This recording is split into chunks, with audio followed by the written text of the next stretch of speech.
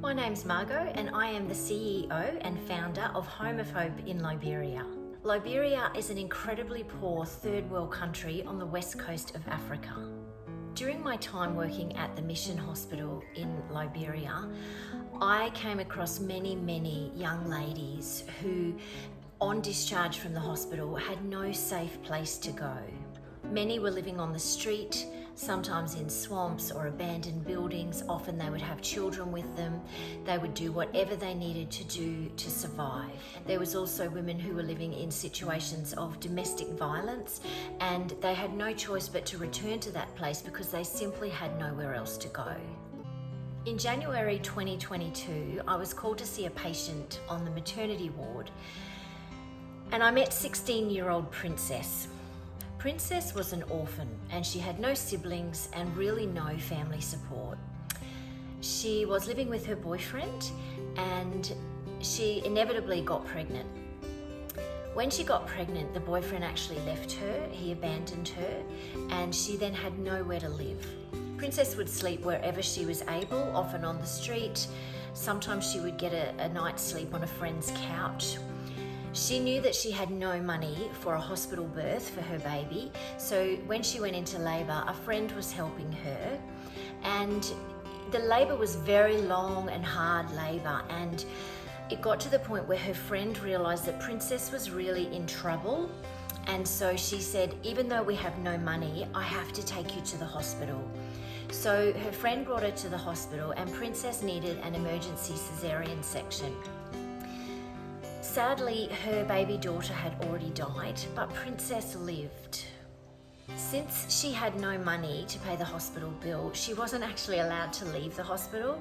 So after sitting on that ward for a month, that's when I was called to see her to see if there was something we could do to help.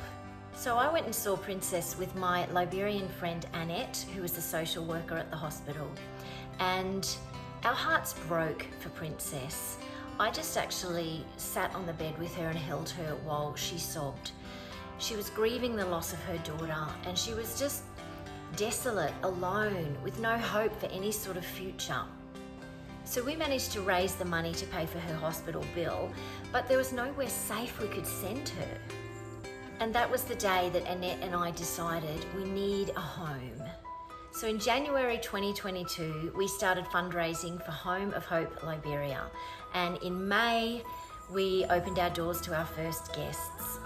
In Home of Hope, we provide food and clothing and shelter. When they come to Home of Hope, they usually arrive tired, sick, depressed, traumatized. And the first thing we want to do for them is show them that we love them and value them. One of the important things we provide is trauma healing classes. All of our girls come in having experienced trauma, and this is really important for them.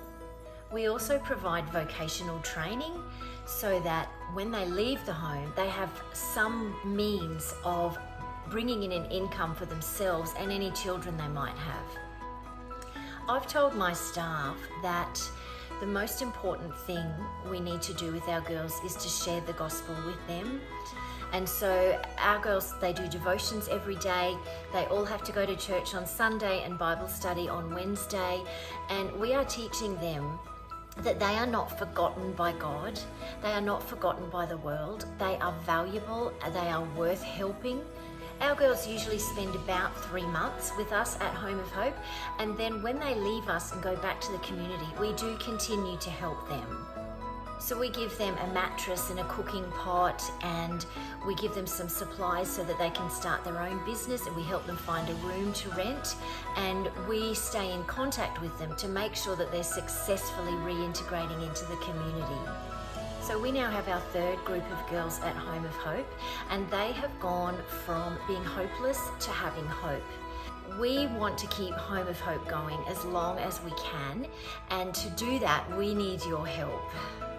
Home of Hope is run almost completely on donations, and we need ongoing support so that we can keep doing what we're doing with these precious girls.